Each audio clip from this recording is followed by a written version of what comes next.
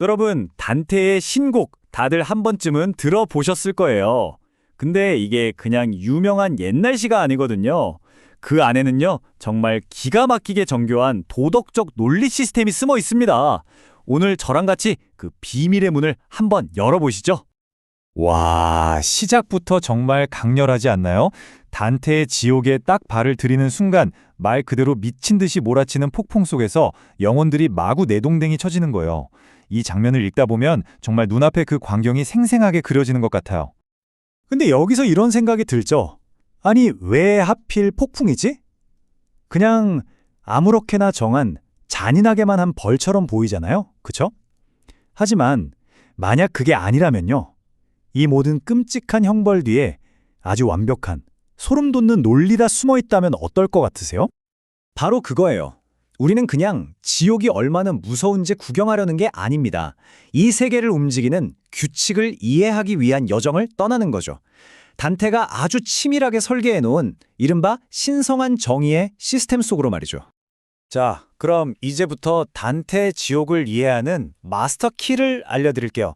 진짜 이 핵심 원칙 하나만 딱 알면 지옥의 그 모든 귀괴한 형벌들이 왜 그런 모습인지 그 깊은 의미가 한 번에 싹 보이기 시작할 겁니다.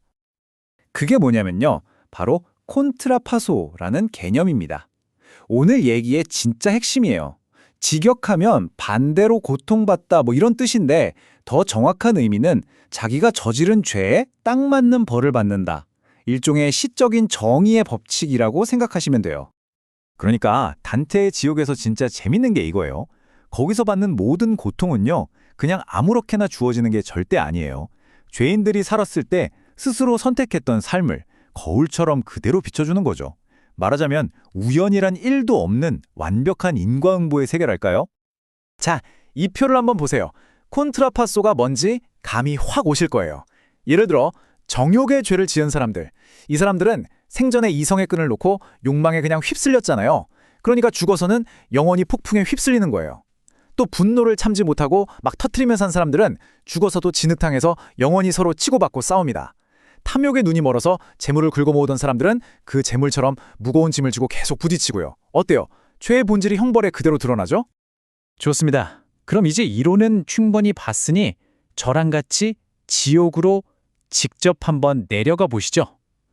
이 무시무시하고도 시적인 정의의 법칙, 콘트라파소가 실제로 어떻게 작동하는지 그 현장을 생생하게 목격하러 갑시다. 자, 여기가 바로 우리가 맨 처음에 봤던 그 폭풍이 몰아치는 곳 제2원입니다. 애욕의 죄를 지은 자들이 있는 곳이죠. 이 사람들은 살아있을 때 욕망이라는 거센 바람에 자기 이성의 등불을 스스로 꺼버린 사람들이에요. 그 결과가 뭘까요? 맞아요. 이제는 진짜 폭풍 속에서 아무런 통제도 없이 영원히 헤매게 된 거죠. 와, 정말 기가 막힌 상징 아닌가요? 그리고 단테는 여기에 우리가 알만한 사람들을 잔뜩 배치해놨어요. 뭐 클레오파트라, 트로이 전쟁의 원인이었던 헬레네, 아킬레우스 이런 식으로 역사나 신화 속 유명인들을 등장시켜서 자신이 만든 이 도덕적 세계가 특정 시대나 장소에 국한된 게 아니라 모든 인간에게 적용되는 보편적인 법칙이라는 걸 보여주는 거죠. 다음은 제5원입니다. 여긴 분위기가 훨씬 험악해요. 분노에 찬 자들의 구역이거든요. 시뻘건 눈으로 서로를 물어뜯고 핥히고 소리 지르고 정말 아수라장이에요. 근데 재밌는 건 이들의 벌은 뭔가 새로운 게 아니라는 거예요. 그냥 살아생전 늘 하던 짓, 그 분노를 죽어서도 영원히 반복하는 것. 그게 전부입니다.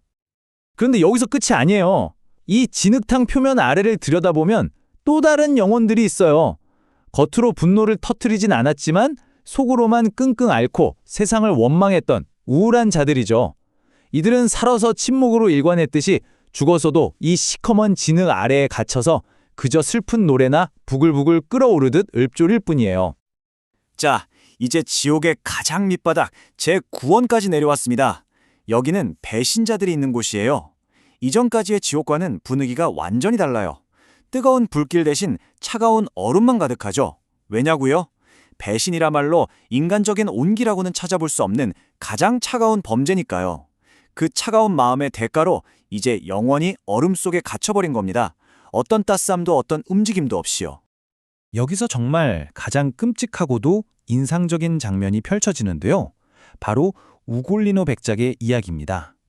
그는 자신과 자기 아들들을 배신해서 굶어 죽게 만든 루제리 대주교의 바로 옆에 얼어붙어 있어요.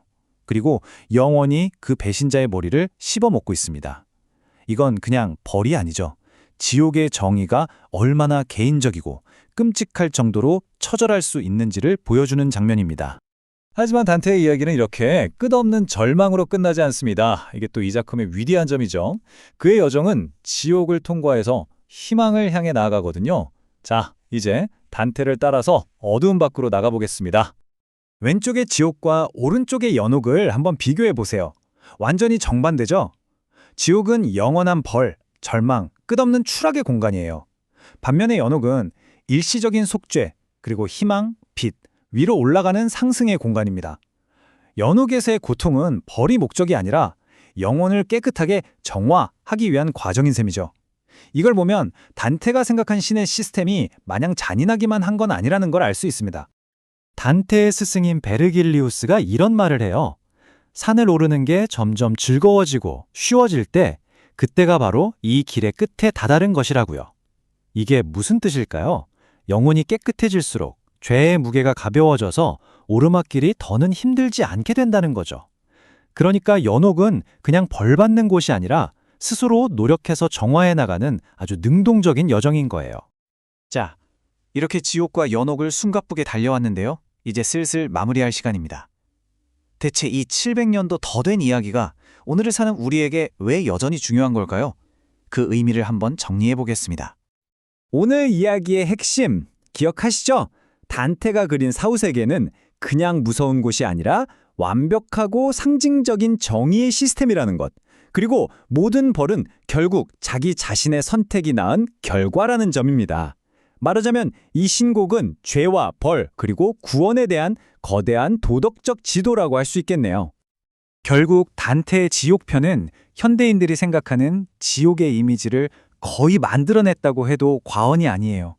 그리고 우리에게 아주 근본적인 메시지를 던져주죠. 당신의 모든 선택에는 무게가 있고 그 선택에는 반드시 결과가 따른다. 이 중세시대의 서사시가 지금까지도 우리 마음을 흔드는 가장 큰 이유가 아닐까 싶습니다. 그럼 마지막으로 여러분께 이런 질문을 하나 던지면서 마칠까 합니다. 단테의 형벌은 죄에 대한 시적인 비유였잖아요. 그렇다면 오늘날 우리가 겪는 문제들, 예를 들어 인터넷에서의 무분별한 악플이나 가짜뉴스, 혹은 환경 파괴 같은 현대적인 죄악에 대한 콘트라파소는 과연 어떤 모습일까요? 꽤 흥미로운 상상 아닐까요?